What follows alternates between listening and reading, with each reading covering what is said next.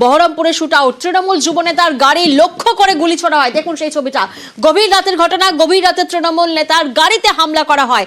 বহরমপুর যুব তৃণমূল নেতার গাড়িতে হামলা, ছবিটা একবার দেখুন। গভীর রাতে এভাবেই তৃণমূল যুব নেতার গাড়িতে হামলা করা হয়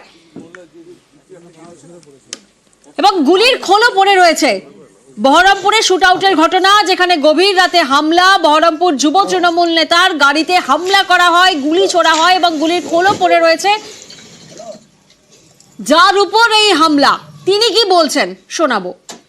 ঘটনাটা হয়েছে বানকপাড়া, বাম্পারটা ক্রস করে রিং রোডের মুখে ব্যাগটা নেওয়ার আগে। ওখান থেকে কি মনে হচ্ছে তারা করতে পারে বলে রাজনৈতিক কংগ্রেস বিজেপি এরা করতে পারে। সামনে বিধানসভা ইলেকশন আছে, আমি শহরের দায়িত্বে আছি, আমার মিসেস মনিন্দ্রনগর গ্রাম পঞ্চায়েতের প্রধান আছে। আমার যেটুকু মনে হচ্ছে, তাছাড়া তো আমাদের এলাকা শান্তিপ্রিয় এলাকায় তো না, কাউকে চিনতে পারিনি। গাড়ির সামনে কেউই পড়েনি, পেছন থেকে রানিং গাড়িতে করেছে।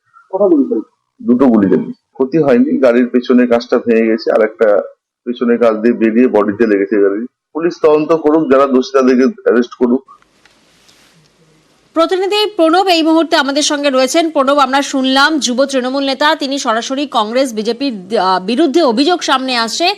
পুলিশের প্রাথমিক তদন্তে কি জানা যাচ্ছে? এই হামলার পেছনে কোনো রাজনৈতিক কারণ নাকি ব্যক্তিগত আক্রোশ? দেখো, বহরমপুর শহরের যুব তৃণমূল সভাপতি পাপাই ঘোষের ওপর লক্ষ্য করে গতকাল রাত্রিবেলাতেই দুষ্কৃতীরা গুলি ছোড়ে। যদিও গাড়ির মধ্যে গুলি লেগেছে, দু রাউন্ড গুলি ছুড়েছিল। যদিও গাড়ির মধ্যে গুলি লাগে অল্পের জন্য কিন্তু রক্ষা পেয়েছে। তবে পুরো ঘটনার তদন্ত করছে বহরমপুর থানার পুলিশ এবং প্রাথমিকভাবে অনুমান যে দুষ্কৃতীরা এসেছিল এর সঙ্গে কোনো পলিটিক্যাল বা রাজনৈতিক কোনো কারণ নেই, হয়তো কোনো রেসারেসি। কারণ পাপাই ঘোষ যে ঠিকাদারের কাজ করে, প্লাস হচ্ছে তার স্ত্রী, সে হচ্ছে পাশের যে পঞ্চায়েত রয়েছে সরলা রোয়া, তারও প্রধান।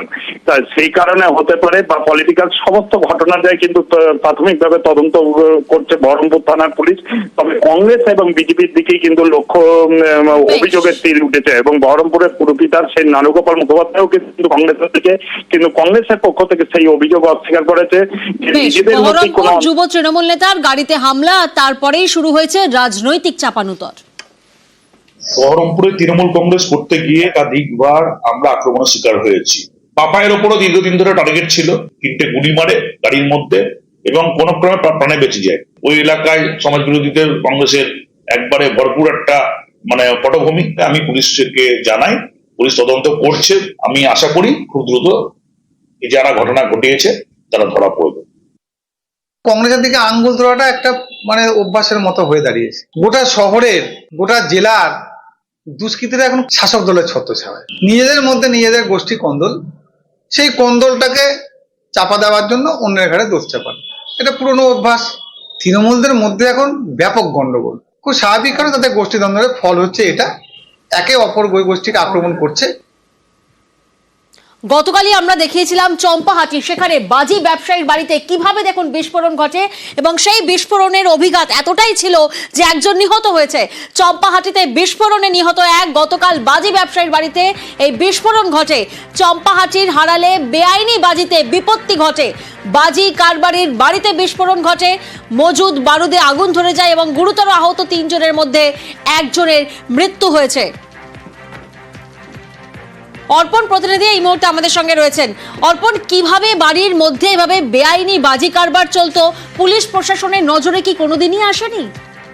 দেখো, এখানে দুটি প্রশ্ন রয়েছে। এক হচ্ছে যারা বাজি অ্যাসোসিয়েশনের সঙ্গে যারা যুক্ত তারা যেটা বলতেন, এই পিন্টু মন্ডল তিনি বাজি বিক্রেতা এবং তার বাড়িতে এই বাজি মজুদ ছিল। তার কারণ কালীপুজোতে যে বিপুল সংখ্যক বাজি তারা মজুদ করেছিলেন সেই বাজি বিক্রি হয়নি, তার জন্য বাড়িতে রেখেছিল বাজি, আর সেই বাজি থেকেই এই বিস্ফোরণ।